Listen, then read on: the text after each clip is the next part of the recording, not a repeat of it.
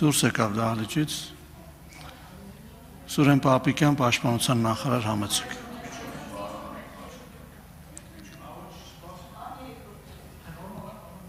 Համեցեք, պարոն Պապիկյան։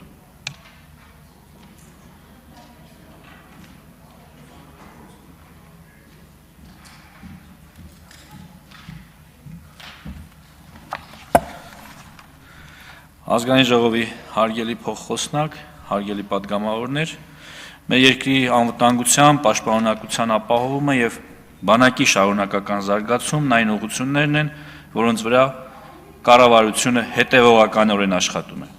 Պաշտպանության ոլորտում իրականացվող գործընթացներն ու ծրագրերը յուրաքանչյուրիս համար չափազանց կարևոր են, ուստի հարկ եմ համարում ազգային ժողովի բարձր ամբիոնից եւս մի անգամ խոսել կառավարության ծրագրից ու Հայաստանի Հանրապետության բանակի կերպափոխման հայեցակարգից բխող բարեփոխումների ընթացիկ արդյունքներից։ 2026 թվականին նախարարության համար նախատեսված 563.1 միլիարդ դրամ ֆինանսական միջոցներից ընթացիկ ծախսերը կազմում են 259.4 միլիարդ դրամ, այն է 46.1%, իսկ կապիտալ ծախսերը 303.7 միլիարդ դրամ, 53.9%։ Հարկ եմ համարում պաշտպանական ծախսերը ներկայացնել նաև տարիների որոշակի համեմատականով։ Համեմատության սկզբնական թիվը վերցրել եմ նախահեղափոխական 2017 թվականին ձևավորված 2018 թվականի բյուջեով նախատեսված թվերը։ 2018 թվականին պաշտպանական ծախսերը կազմել են 245 միլիարդ դրամ։ Արտարժույթով դա կազմում է 640 միլիոն դոլար։ 2025 թվականին պաշտպանական ծախսերը կազմել են 667 միլիարդ, որը կազմում է 1 միլիարդ 741 միլիոն 604 հազար դոլար, այսինքն պաշտպանության ոլորտի ծախսերն ավելացել են 1.1 միլիարդ դոլարով։ 2023, 24, 25 եւ արդեն 26 թվականին կատարված եւ կատարվելիք ծախսերը, ինչպես երեք եմ նաեւ նշել, աննախադեպ են։ Հենց սրա բերումով է, որ մենք կարողացել ենք իրականացնել այնպիսի բարեփոխումներ, ինչպիսին օրինակ զինծառայողների ատեստավորման ծրագիրն է։ Այսօր պայմանագրային զինծառայողը ատեստավորման արդյունքում կարող է ստանալ 205-ից մինչև 470 հազար դրամ հավելյալ աշխատավարձ։ Սա էական բարելավում է եւ կարծում եմ արդեն անդրադարձել է մեր զինծառայողների սոցիալական վիճակի վրա, նրանց կյանքի որակի վրա։ Այս պահին ունենք գործընթացին մասնակցած զինծառայողների 65%-անոց ատեստավորում։ Դինամիկան ըստ տարիների այսպիսին է. 2023 թվականին 49.2%-ն է ատեստավորվել մասնակիցների, 24 թվականին 60.6%-ը, իսկ 25 թվականին 64%։ Ռազմական կրթության ոլորտում էական փոփոխություններ եւ ներդրումներ են կատարել։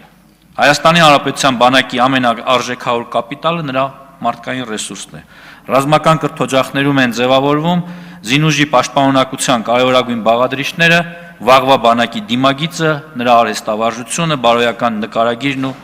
արժեհամակարգը։ Ուզում եմ հիշեցնել, որ 26 թվականին ռազմաուսումնական հաստատությունն ավարտող երիտասարդը նշանակմանը զուգահեռ կարող է ստանալ նորակառույց բնակարան, որը կարող է տնօրինել սեփական հայեցողությամբ։ Իհարկե բացառություն է կազմում այստեղ վաճառքի իրավունքը։ Ուզում եմ խոսել ռազմական կրթօջախների կրթաթոշակների մասին։ Նկատելի բարձրացել է Վազգեն Սարգսյանի անվան ռազմական ակադեմիայի կուրսանտների կրթաթոշակի չափը։ 2018 թվականի դրությամբ կուրսանտը ստանում էր 5300-ից 13000 դրամ, իսկ գերազանցության պարագայում եւս 10000 դրամ հավելյալ կրթաթոշակ։ Այժմ ռազմական ակադեմիայի կուրսանտի առաջին կուրսի բազային կրթաթոշակը կազմում է 15000 դրամ, եւ ըստ առաջադիմության կուրսանտը կարող է ստանալ 45000, 60000, 75000 դրամ կրթաթոշակ։ Երկրորդ կուրսում բազային կրթաթոշակը 20000 դրամ է եւ կրկին ըստ առաջադիմության կուրսանտը կարող է ստանալ 60000, 80000, 100000 դրամ։ Երրորդ կուրսում բազային կրթաթոշակը կազմում է 25000 դրամ, որը ըստ առաջադիմության կարող է հասնել 125000-ի, չորրորդ կուրսում 30000 դրամ, որը կարող է հասնել 150000 դրամի եւ հինգերորդ կուրսում 35000 դրամ բազային կրթաթոշակ եւ գերազանցության դեպքում 175,000 դրամ։ Մոնթե Մելքոնյանի անվան ռազմական վարժարանում մինչև 2018 թվականը կուրսանտները ոչինչ չեն ստացել։ Հիմա վարժարանի բոլոր սաները ստանում են 15,000 դրամ։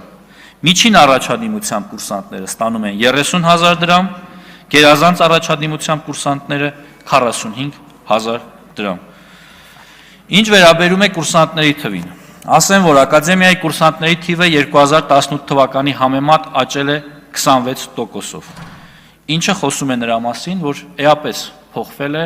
մեր հանրության վերաբերմունքը ռազմական կրթության նկատմամբ եւ երիտասարդների վերաբերմունքը այս մասնագիտության նկատմամբ։ Չեմ կարող չանդրադառնալ պաշտպան հայրենիաց ծրագրին, հիշեցնել, որ ծրագրով ժամկետային զինծառայողները դառնում են պայմանագրային եւ 5 տարով պայմանագիր են կնքում պաշտպանության նախարարության հետ։ Ավելին ասեմ, օրենսդրական մեկ այլ նախաձեռնություն ունենք, որի համաձայն պաշտպան հայրենիաց ծրագրի շահառուները կարող են պայմանագիրը դարձնել 7 եւ 10 տարով։ Ինչպես արդեն նշել եմ, միայն 2 տարվա ընթացքում ծրագրի շահառուների թիվը 4220 է, որը պարբերաբար աճում է։ Օրինական թափանցիկ պարզեցված համակարգով զորակոչը հասարակության մեջ բանակի նկատմամբ վստահության շեմը բարձրացնելու ամենահուսալի միջոցն է։ Արում է առավելագույնը զորակոչի օրինականությունը երաշխավորելու համար, առաջին հերթին հենվելով իրավախախտումներն ու սողանցքները բացառող մեխանիզմների վրա։ Մեզ համար կարևոր նշանակություն ունեն 25-օրյա վարժական հավաքները։ Այս տարիների կարևոր ձեռքբերում եմ համարում տարածքային պաշտպանության զորքերի ձևավորումը ու վարժական հավաքների կանոնավոր ու պարբերական դառնալը։ Ես համոզմունք ունեմ, որ յուրաքանչյուր պետության պաշտպանողության գրավականը եւ նաեւ Աքիլեսյան գարշապարը պահեստազոր թիկունքային ապահովում բանակ գործունակ համակարգի գոյությունն ու բացակայությունն է։ Բանակում ընթացող շինարարական աշխատանքների շրջանակում հետևականորեն ընդլայնվում են զորանոցաշինության ծավալները, կատարելագործվում են կենցաղային պայմանները, շարունակվում է սննդի, հագուստի, հիգիենիկ պարագաների բարելավումը։ Մշտապես մեծացվում է ինժեներաշինարարական աշխատանքների ծավալը, շարունակվում է բանակային դիրքերի կահավորումը նոր եւ գերժամանակակից սարքավորումներով։ Այս ամենն ավելի անվտանգ է դարձնում դիրքապահ անձնակազմի ծառայությունը եւ բարձրացնում պետական սահմանի պաշտպանվածության մակարդակը։ Զինծառայողների բնակարանային ապահովման ուղղությամբ ներդրված մի շարք ծրագրերի շնորհիվ զգալի առաջընթաց ունենք։ Մասնավորապես 2020 թվականից գործում է Հայաստանի Հանրապետության Պաշտպանության նախարարության համակարգի սպայական եւ ավագ ենթասպայական կազմերի եւ պայմանագրային զինծառայողների կողմից բնակարան կամ բնակելի տուն ձեռք բերելու կամ բնակելի տուն կառուցելու նպատակով մատչելի եւ արտոնյալ պայմաններով երկարաժապկետ հիպոթեքային վարկավորման ծրագիրը։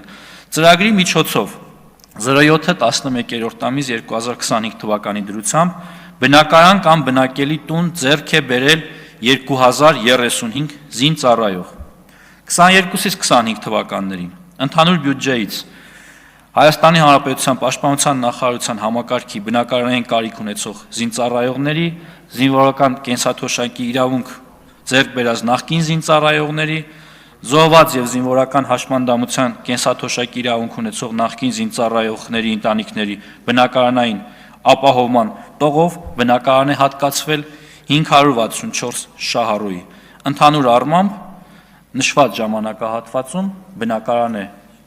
ձեռք բերել 2600 շահառու։ Ռազմատեխնիկական կապերի ընդլայնումն ու սպառազինության դիվերսիֆիկացիան